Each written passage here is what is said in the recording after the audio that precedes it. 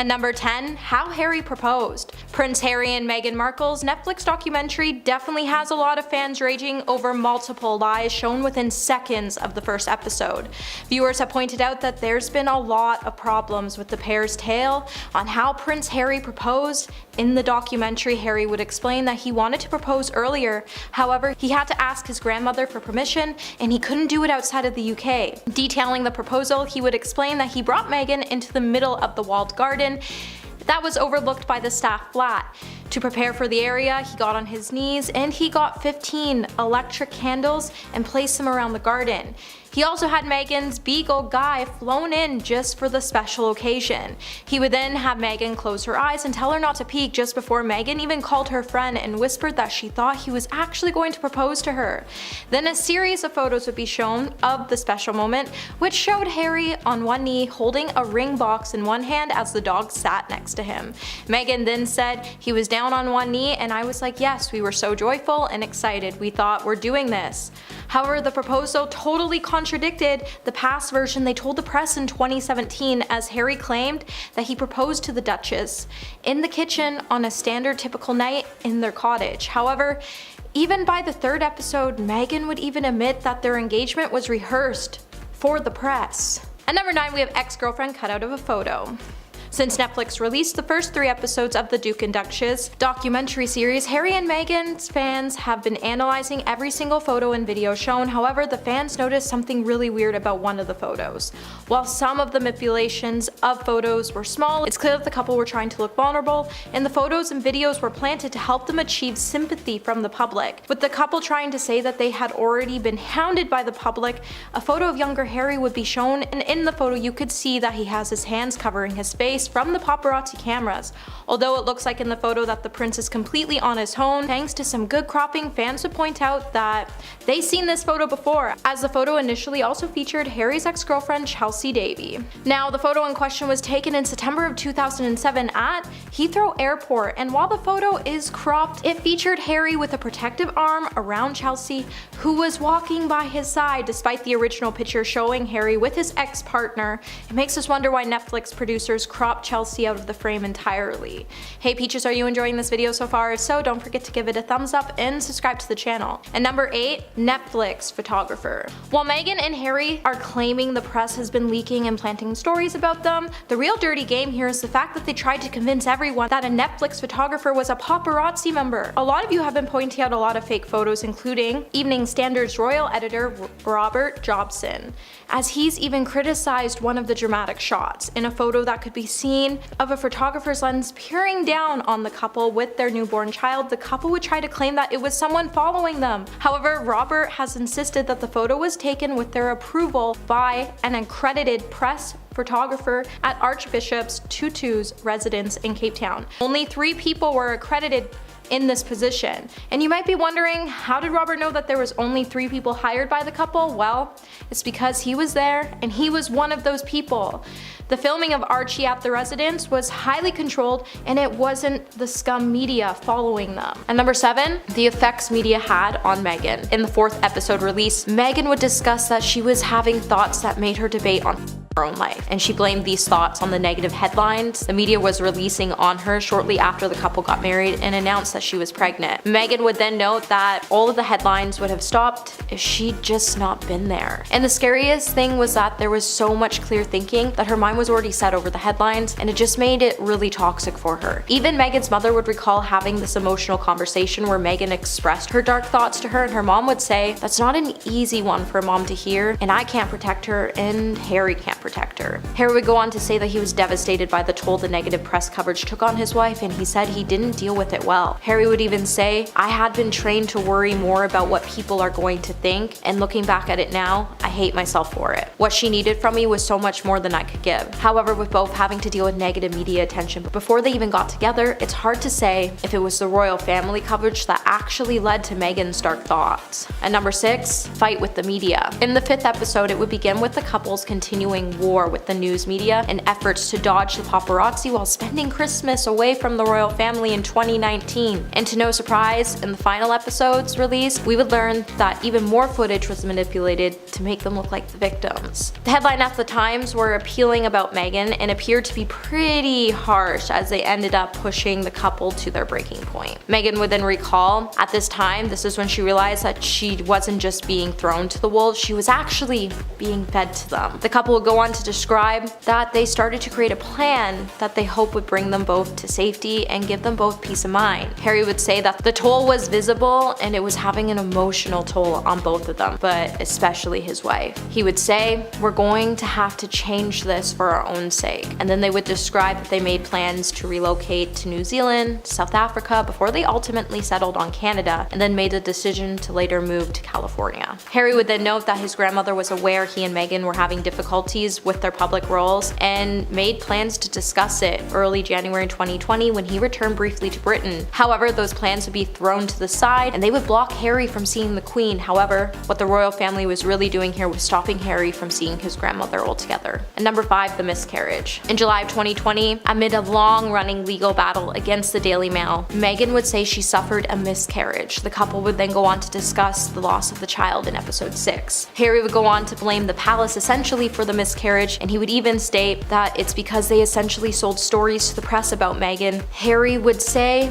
"I believe my wife suffered a miscarriage because of what the Mail did. I watched the whole thing." And Meghan claimed that the newspapers violated her privacy by pushing details from her life and that they were publishing details from a private letter she sent her estranged father back in 2018. With Harry saying, "Now do we absolutely know the miscarriage was created caused by that? Of course we don't." With noting that the legal battle led to stress and loss of sleep, I can say from what I saw, the miscarriage was created by what they were trying to do to her. The couple would then go on to have 2 beautiful children, and when the Daily Mail was asked to make a comment on the articles that they were publishing about Meghan, they would refuse to request to comment, but that hasn't stopped them from posting some pretty nasty things about Meghan. And number 4, Tyler Perry's friendship. It seems like the only one who wanted to save Meghan and Harry wouldn't be the palace, and it would actually be Tyler Perry's friendship that was the couple's saving grace. In the final episode, film director Tyler Perry would appear and recount how he reached out to Meghan for the first time in a long time before the couple's wedding back in 2018. Perry said he felt really bad about her struggles and just wanted to be there for her. Just days before the wedding, Harry would send her a note that said he was praying for her and he just wanted her to move on and hold on to her strength. He would then go on to let her know that everything she's been through in her life prepared her for this moment, or that's what he thought. With Meghan being a wreck, she would later reach out to Perry in early 2020 when she and Harry moved to Canada. She found it easier to open up to someone who knew nothing about the moment. Tyler would then recall the fear he heard in Meghan's voice drew similarities to Princess Diana's struggle with the news media. Tyler would even go on to help the couple relocate to a home he owned in Beverly Hills as they were desperate to just stay anywhere, and that they found his house a bliss until the paparazzi found them 6 weeks later. And number 3, Donald Trump's ex-lawyer. So now that the first 3 episodes of Harry's and Meghan's long-awaited Netflix documentary has finally been released, it has come under fire for using a lot of misleading videos and pictures. Also, let's not forget a lot of people even stopped watching the series 11 minutes in because they were super sick of all the BS stories that it was giving. One short clip that was meant to highlight the couple's continuous relationship with the media is actually a stock photo of Donald Trump's former lawyer, Michael Cohen, getting into a vehicle to be transported to prison on May 6, 2019. In the footage shown in the trailer, you could see the cameras around the limo before it cut to a very tearful Meghan. However, experts would then point out that Meghan wasn't actually in the vehicle. Meghan and Harry are clearly impatient, and instead of trying to gather strong evidence to support their claims, they would try to manipulate footage to put blame on the royal family, and that just isn't right. And number 2, footage of Katie Price. While in the beginning of Harry's and Meghan's documentary, it definitely sparked fear among some of the royal family as they were scared to see what Harry and Meghan would come up with that would damage the image of the family. However, with a bunch of exposed lies, all this film did was make the public hate Harry and Meghan even more. I think a lot of us raised our eyebrows when we spotted footage which appears to have come from Katie Price's court appearance. While Katie hasn't made a full comment of the clip, she did share a screenshot of a news report revealing that the footage was used from from her trial onto her Instagram story, revealing that she indeed did spot the footage. Viewers have had a lot of mixed responses to spotting the moment in the trailer, with some even asking Netflix why they use so much misleading images and clips to mislead the public. One user even said, "What the heck, Netflix? This enrages me that you're using so many fake images to stoke feelings. Shame on you." And at number 1 today, they're the only ones that know the truth. Now, if you watch the trailer or the 3 episodes, then you know throughout the whole thing the couple has been trying to claim that they are the only ones that know their truth. However, their truth would definitely be exposed for the lies it was full of. After watching the 3 clips today, fans have already taken to the internet to start reviews, and a lot of them have been pretty sarcastic. When Harry and Meghan claim that there is a hierarchy of the family, a lot of us had a good chuckle. One user even wrote, "I love the part when after spending 39 years in the royal family, Harry realizes that there is a hierarchy." Netflix would also try to crop a photo of the royal family when they appeared on a balcony on Buckingham Palace. The photo was placed to look like Prince William and Kate Middleton were in the center of the photo. However, a newspaper noticed that the arrangement of the family that day is not as it seems, as it's actually Queen Elizabeth II that was in the center of the photo before it was cropped. In the aftermath of all these accusations, it's certain that the royal watchers will be closely dissecting and scrutinizing all of the footage to come, so more lies will definitely be released soon. However, the fact that Harry and Meghan were so determined to tell their truth that they were able to time travel to a Harry Potter premiere in 2011 and even be visited by Queen Mary in 1938, it was so courageous, and the fact that they thought they could use these facts to stand up to those that called them liars is truly concerning. And number 10, Princess Diana. In the first episode that was revealed to viewers, Harry would go on to compare Meghan to Princess Diana. Harry would go on to say so much of what Meghan is so similar to his mom. She has the same compassion and she has the same empathy. She has the same confidence, she shares this warmth about her, and the episode would feature footage that was shown of William and Harry playing at a piano, and interview footage where you could see Diana talking about her 2 sons. While Harry goes on to say that the only thing he could remember about his childhood was that it was filled with laughter, happiness, and adventure, he would also mention that he didn't have any early memories of his mom, and it was almost like he internally sort of blocked him out, but all he could remember is her cheeky laugh and that she was always telling him that he could get into some trouble, but he had to be careful that he didn't get caught doing it. While Diana passed away, Harry was just 12 years old, and all the memories he could recall of his mother was being swarmed by the paparazzi, and that his advice was that he was given by the family to deal with the paparazzi was not to react and not to give into it. And number 9, the curtsy. In the second episode, Harry would describe how Meghan was when meeting the Queen for the first time. He described it as being a shock to the system. With the Queen being the first member of the royal family to meet Meghan, Harry waited until the absolute last moment to let Meghan know that she would be meeting the Queen. When the pair were in the car going to the Royal Lodge for lunch, Harry would last minute tell Meghan that his grandmother was here and that they would be going to meet her in the church. Harry would then ask Meghan if she knew how to curtsy, and Meghan at the time thought it was a joke, but I mean, it's the Queen of England, and in every fairy tale movie ever made, it's always taught us that when presented in front of the royal family, you need to bow or curtsy. With Harry trying to explain it was a pretty hard thing to explain to an American how to curtsy, Meghan would go on to try to compare the curtsy to something from medieval times, and she even did a reenactment on how she curtsied in front of the Queen on the camera. While Meghan went on to describe the meeting with the Queen and not understanding the whole curtsy thing, viewers definitely noticed that Harry was looking a little uncomfortable about the whole thing. Hey Peaches, are you enjoying this video so far? If so, don't forget to give it a thumbs up and subscribe to the channel. At number 8, comparing Diana to Meghan. When we all saw Harry compare the paparazzi following Diana to an online harassment faced by his wife Meghan, I don't think any of us really had any sympathy towards the 2 royals, as they both chose to get married and they understood what could come with it. The telling of episode 2 revealed a huge bombshell moment when Harry said, "To see another woman I love going through this feeding frenzy, it's hard." Harry would tell us all how Meghan has been repeatedly targeted by the media and how their relationship basically became hunter versus prey. However, when he tried to compare Meghan to Diana by saying, "Back when my mom was harassed by the paparazzi, physical harassment and cameras in your face, people chasing you, paparazzi still harasses people, but now the harassment exists more online. I think we can all agree that the harassment Meghan has received from the media is nothing like the harassment Diana faced. I get it, once the photographs came out, the media was out to get another story. While Meghan has gone through a huge feeding frenzy with the media, so has every other royal family member. However, considering that the two hired media to capture certain aspects, especially with their son, it's hard to say whether the two are telling the truth or not when it comes to the media. And number 7, press intrusion. The issue with majority of the docu-series is that Meghan and Harry have claimed that there was a large amount of press intrusion. When it came to the couple, however, a lot of it was actually approved by themselves or their aides. However, if you watch the series, you can definitely agree that there was footage that was flipped to give different angles to make Meghan and Harry appear as victims that fell into the hands of the paparazzi. The whole series gives us an impression that photographers covertly snapped the family at all times. However, witnesses and staff have come out to say that most of these photographers had actually been granted official access in advance so they could capture some sweet photos of the family. With the use of phony photos, Harry and Meghan even tried to convince us that they were all blindsided by the media consistently, when that wasn't even the case.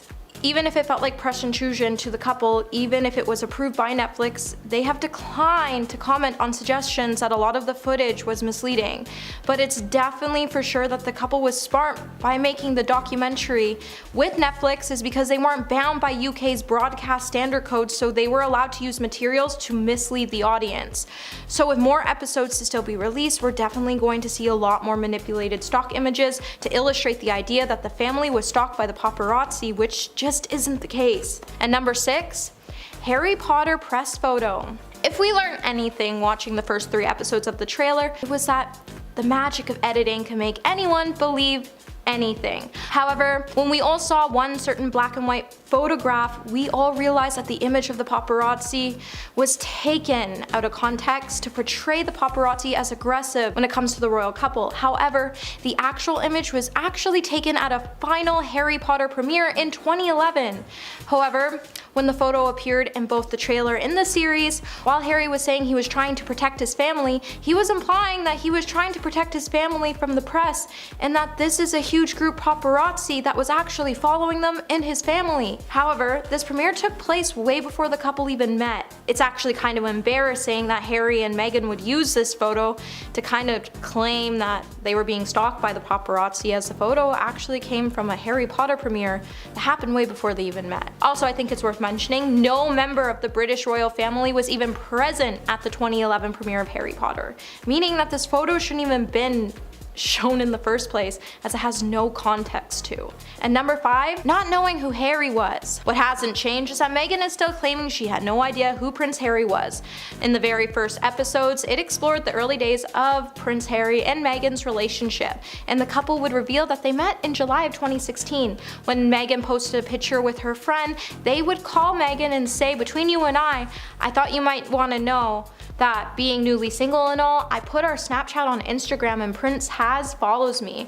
He called me last night and he wants to meet you. Might have to set you up." However, Meghan had no idea who the prince was before the date, and she's been claiming for a while now that she never did any research on the Queen or her relatives ahead of meeting Harry. However, it was definitely all a lie, because it's been proven that Meghan was actually obsessed with Princess Diana. She even had books about her, and she was already acquainted with one of the York girls through Soho House.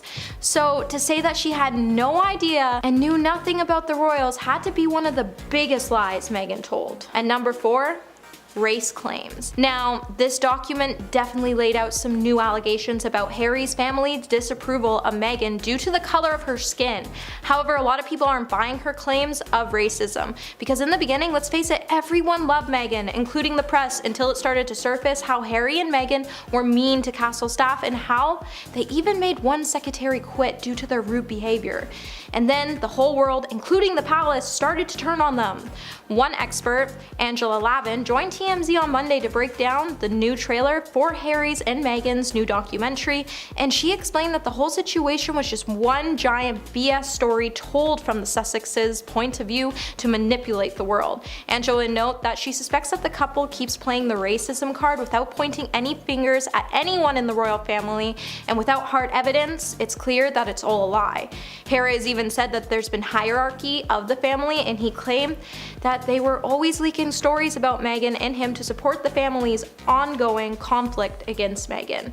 However, the real reason the family didn't approve of Meghan was because she was extremely rude to everyone, and there's even been clips posted by Daily Royal News where it showed Meghan being extremely rude to the Queen. And let's not forget all the staff leaking stories to the media about how they were treated by her. And number 3, the media. Throughout the episode, it's clear that Meghan and Harry can't stop claiming that the media has been trying to find a way to destroy Meghan, even if she's did so much to be good. In episode 2 of Harry's and Meghan's 6-part docu-series appeared a link to the European Union referendum to culture war in the UK at the time of their engagement in 2017. When the couple gathered enough courage to speak about the press coverage of Meghan, Meghan would finally say, at one point, she was still much believing that everything would just pass and it would get better. It's just what they do, right? At the very beginning. With the royal family promising the couple that once they were married, they wouldn't have to worry anymore because things would get better. Once the media got used to Meghan, it would all get better. The truth be told,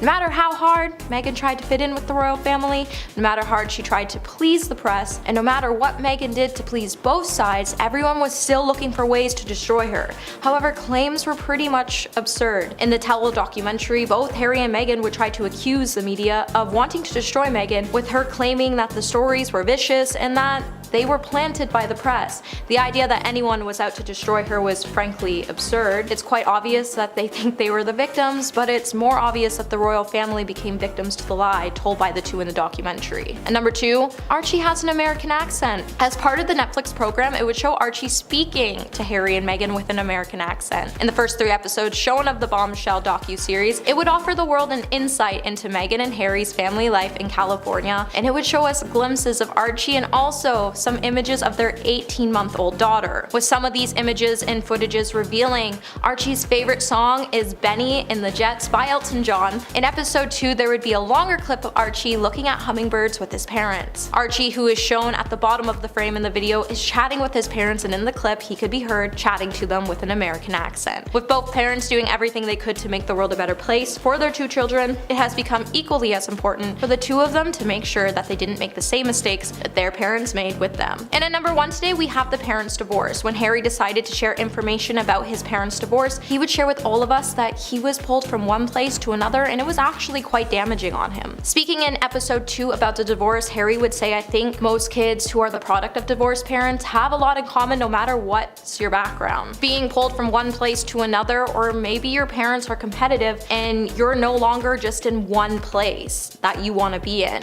You're in another place less than you want to be in, and there's all sorts of pieces to that. Meghan would also recall her impact that separation of her parents had on her as she was a child, as she would have to vent her frustrations through a school assignment when she was just 12 years old. Meghan even wrote a poem that she would share with the documentary. 2 houses, 2 homes, 2 kitchen, 2 phones. 2 couches where I lay, 2 places that I stay. Moving here and there, from Monday to Friday, I'm everywhere. Don't get me wrong, it's not bad, but oftentimes it makes me sad. I want to live that nuclear life with a happy dad and loving wife, a picket fence, a shaggy dog, a fireplace with a burning log. But it's not real, it's just a dream. I cannot cry or even scream. So I sit here with cat number 3. Life would be easy if there were 2 of me. With both understanding the pain divorce can leave behind on a child, it's probably why the couple connected so well on their first date. At number 10 today, we have silence by the royal family. In an interview with Oprah in 2021, Meghan would tell Oprah that she was silenced by the royal family. When Meghan started seeing Prince Harry and the world came to know about their relationship, Meghan was given wise advice to handle the gossip in the tabloid reports. The advice would be very clear and direct from the moment the world knew about Harry and Meghan and they were dating. She was always forced to tell the press that she had no comments to what was going on. Meghan couldn't even tell her friends or her parents. Meghan had to do everything the royal family told her to because it was put into a lens that if she did what they told her to do, they would protect her. However, Meghan would learn that after she finally married Harry that everything would start to crumble crumble as she would not be protected. However, she still continued to lie to protect the other members of the royal family. Even though they weren't willing to tell the truth to protect Meghan and Harry, now Meghan did not say who was lying or what the royal family was lying about, but she would state that the only thing she regretted was being silenced by the family, as she believed that they would protect her. She did what they said, and she believed them when she shouldn't have. And number 8, formality. In episode 2 in Meghan and Harry's new documentary, Meghan would recall her first time meeting Prince William and Kate, and with it she would reveal that the formality presented to the public by the royal family even carries on behind closed doors. With Meghan meeting Kate for the first time, when they came over for dinner, Meghan recalls how she wanted to feel comfortable, so she opted to wear casual clothes. She chose to wear ripped jeans and was barefoot. When she went to greet the royal couple, she went in for a hug and didn't realize how hugging was actually really jarring for a lot of Brits. This is when Meghan would understand that the formality on the outside even carried on through the inside. The royal family has this forward-facing way of being, and Meghan thought just when you could close the door and relax, she would find out that the formality still carries on over both sides, and it was really surprising to her. With Meghan wanting to do things her own way and break the formality, she found out it was really hard to connect with the family and fit in, and she found this formality to be actually just too tropical for her. And number 7, the first date. According to both Harry and Meghan, the first date was at 76 Dean Street, which is the location of Soho House in London. Meghan would explain that she was really nervous and sort of panicking because Harry was late and she couldn't understand why he was late. With the Duchess worried about Harry being one of those guys with an ego who makes women sit around waiting, when he arrived she could see that he was genuinely embarrassed for being late. Meghan would also describe Harry as being fun, refreshing, and that she would note that they are pretty much like children together, and considering they walked away from royal duties, we could all agree we saw that they were children together before they even told us. The couple's first date lasted an hour, and then they had a good chat before leaving. And later on that evening, Meghan would even call him to ask him to go out for dinner with her before she had to leave the next day, and they had dinner at the same place they had their first date the next night. The couple then showed us a never before seen photo of the date where you can see Meghan snuggling into Harry's arm, and this was the exact moment Harry would notice that this woman was amazing and everything he was looking for, as Meghan met everything he was looking for on his extensive list. And number 6, Halloween with Eugene and Jack. With Meghan and Harry trying to explain that there was a hierarchy when it came to the royal family, and that it was hard fitting in with the royals, when the couple shared never before seen photos as they partied with Princess Eugene and Jack's Brooksbank on Halloween in their new Netflix documentary, the two would reveal that they both went out in Halloween costumes with Harry's cousins and her then boyfriend for a final night out before their relationship was revealed on Ellen. In the first episode of the series, the couple would go on to share their night out with a couple of snaps that showed us how fun the royal couple was having as they were all crowded together to gather a couple of snaps. Not everyone in the family asked the couple out, and some did enjoy actually hanging out with them. While all the snaps showed us the playful side of the royal family could have behind closed doors, it also showed us how not all the British family lived behind closed doors with a certain formality, and that not all Brits found it pretty jarring to hug. While the couple snuck out in Halloween costumes to have one final night out before the world came to know that they were a couple, they definitely had a wild night out in their bizarre costumes. And number 5, Harry on Meg exit day. In the opening scenes of the documentary, Harry is shown at Heathrow Airport by himself in March of 2020. This footage would come after the Meg exit crisis, as he prepared to leave the UK for the last time as a senior royal. Harry would then say, "This is about duty and service, and I feel as though being a part of this family is my duty to uncover this exploitation of bribery that happens within our media." The cameras would then cut to Meghan by herself in Vancouver wearing a towel on her head saying,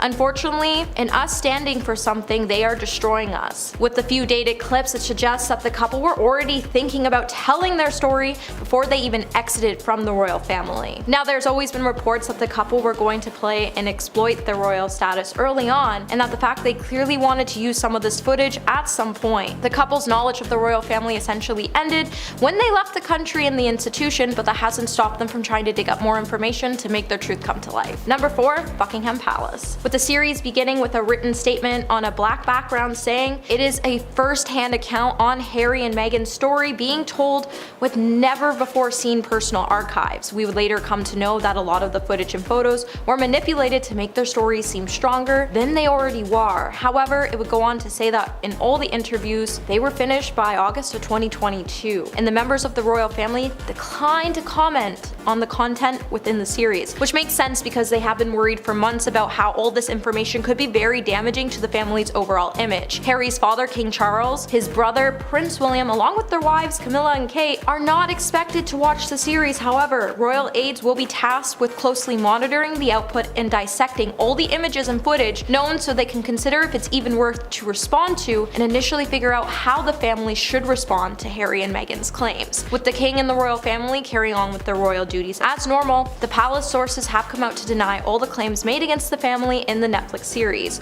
With the royal family not expected to issue a formal statement on the show, the family now braces down as they wait for the final episodes of the series to be released. And we're all wondering what other lies and revelations might soon be exposed. And number 3, Harry's A-list. When Harry was one of the world's most eligible bachelors, he had a number of different girlfriends that never seemed to stick. In Meghan and Harry's new documentary, Harry would speak about the media scrutiny that brought intense pressure on his relationships, and he would compare it to things that he saw as a child with his mother, Princess Diana, after she divorced Prince Charles. Harry would say that she was one of the most powerful women in the world, but after the divorce, she was completely exposed. Harry would then explain that he has seen things, learned things about how women marrying into the institution will have to understand it comes with pain and suffering. So Harry said he didn't think he would ever meet someone who was willing and capable to withstand all the baggage that came with him. With his relationships only lasting a matter of weeks or months before it was splattered all over the tabloids, when he met Meghan, he was terrified that she would be driven away by the media. Meghan would then later reveal that Harry actually has an A-list of potential qualities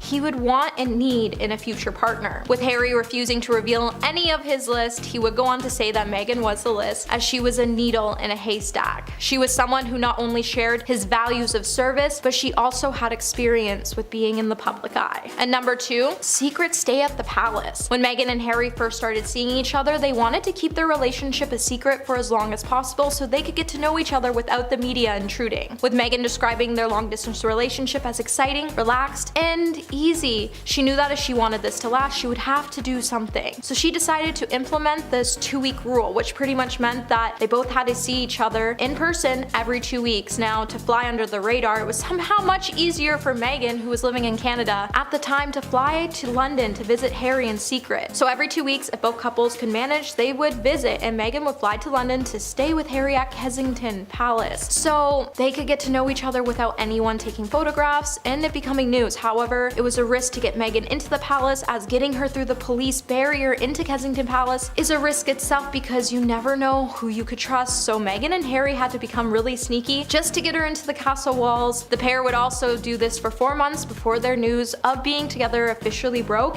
in November of 2016. And at number 1 today, we have Meghan's career. When news first broke that the Suits actor Meghan Markle was dating Britain's most eligible royal, the headlines would respond with racism, with headlines joking about Meghan being straight out of Compton or that her mother lived in the slums. It became a huge factor to why Meghan and Harry wanted to leave the royal family. With the royal family believing that Meghan's career being a sticking point in the beginning, they were incredibly impressed that Harry could land such a beautiful woman. The fact that he was dating an American actress, on the other hand, definitely clouded their judgment more than anything else. And in the beginning, as the family would say, oh, she's an American actress, this won't last, with Meghan adding that her being an actress was the biggest problem. She would say that there is an idea in the UK that causes them to typecast anyone from Hollywood. Although we all know that race would become the bigger issue on why they chose to opt out of the royal family, it's clear that the royal family definitely didn't trust Meghan because of her career and where she was from. Coming in at number 10 today, we have several options. It seems like at first Harry and Meghan actually didn't want to leave their royal duties behind completely. In the 5th episode, Meghan and Harry would recount that before they actually made the decision to leave the royal family, they actually had a number of family meetings to discuss their roles as working members of the royal family. Harry and Meghan would come up with several options that they would present, but they would soon quickly realize that no agreement would ever actually be reached. In one of the options, Harry and Meghan initially wanted to have their own jobs on the side while they were still continuing to work in support of the Queen. During a crunch family meeting, they would present this idea. However, after a serious debate, Harry would realize that it had become very clear very quickly that the goal of Meghan and Harry wanted to achieve was not up for discussion or debate. They were either going to have to leave the royal family to achieve other jobs outside the castle walls, or they were going to have to shut up, suck it up, and do what they were told while they continued to support the Queen. With the family having a certain way of doing things, everyone's mission, goal, and responsibility was to serve the institution, and nothing more than that. And number 9, we have William screams at Harry. Prince Harry and Meghan Markle piled fresh criticism on the British royals in the new episodes that they released on Netflix on Thursday. Harry would even go on to accuse his elder brother, Prince William, of screaming at him during a summit when Harry was trying to discuss his future with the royal family. While Harry recounted the details of the crisis summit held at the estate just 2 months before, he and Meghan decided to leave their royal duties behind. Harry would then attend the summit in hope of being able to give the palace several options that would allow him and Meghan to work other jobs while continuing to support the Queen. During the meeting, Harry would recount that his father was saying things that weren't true, and even Prince William would go on to scream at his brother. Harry would say in the documentary, "It was terrifying to have my brother scream and shout at me, and my father was saying things that simply just weren't true, and my grandmother quietly sat there and sort of took it all in." Now, Harry didn't exactly say what William was screaming at him for, but I can only imagine it wasn't nice considering the Queen just sat there and let it all happen. With neither Buckingham Palace, William's office, nor Kensington Palace refusing to comment, it's hard to say if Harry overstepped his boundaries and the family was just defending the Queen, or if the royal family was actually in the wrong here. Hey Peaches, are you enjoying this video so far? If so, don't forget to give it a thumbs up and subscribe to the channel. Coming in at number 8, we have the Queen supportive of the couple's new life. While Harry and Meghan were debating about their life would look like if they were to actually leave the royal family altogether, Harry found the hardest part was the wedge it created between him and his family, especially the wedge it caused between him and his brother. While William chose the institution over his brother, I can only imagine how hard that was on Harry because siblings are the people you confide in the most. However, when the couple finally made the decision to leave the royal family, they found it shocking on how they were ridiculed by the family and they would just be cut out of the family altogether. In the beginning, the Queen even said she was supportive of the couple's new life. With the family blaming Meghan for the fact that they were leaving the family, Harry would say, "How predictable that a woman is to be blamed for the decision of a couple. In fact, it was my decision." With the Queen telling the press that she and her family were entirely supportive of Harry and Meghan's desire to create a new life as a young family and expressing her wish to resolve this matter in coming days, Harry and Meghan would tell us that actually wasn't the case and that the Queen lied to the press. And number 6, had to quit. After months of speculation from royal watchers, Meghan and Harry would announce their plans to step back from the royal roles as senior royals. When the couple finally had enough of being scrutinized by the press and the royal family, they would finally say enough is enough, and they would enter into several weeks of negotiations for their exit as senior and working members of the royal family. However, the couple felt extremely trapped with being in the royal family. Harry would even go on to say, no matter who you are in the royal family, no matter what's going on in your personal life, no matter what's happened, if the bike rolls up and the car rolls out, you gotta get dressed, you gotta get in there, wipe the tears away, shake it off, and be on your A game. With racism being the largest reason to why the couple stepped down from their duties and left the UK, in their documentary the couple would state that there was a lot of misinformation about them and why they had to quit their royal obligations, and the biggest reason is because Meghan needed protection. And while the couple has gone on to say that the institution knows the full truth, the media knows the full truth, anybody in their situation would have done the same thing. And number 5, handing over passports. During an interview with CBS, Meghan would tell Oprah that she experienced a lot after marrying Harry and it really made her mental health deteriorate. Throughout Meghan's and Harry's relationship, they were highly criticized by the British tabloids. Meghan would reveal that she was once approached by members of the royal family about getting Meghan help, but she felt like she couldn't do it within the castle walls. After marrying Harry, Meghan would have to hand over her keys, passport, and driver's license as the palace attempted to make her trapped inside Kensington Palace and making it so she couldn't leave to get help on her own. When Oprah asked if she was considering checking herself into a mental facility, Meghan would explain no because she was asking the royal family if she could do it. Meghan would then say she just couldn't go by herself, as when she joined the family, she wouldn't see her passport, driver's license, and keys until her and Harry decided to leave. She was trapped in the palace and couldn't get the help she needed, and the palace staff denied her the help she needed. Meghan would even find herself reaching out to one of Princess Diana's best friends as she felt like she was the only one who could understand her situation. And number 4, secret ceremony.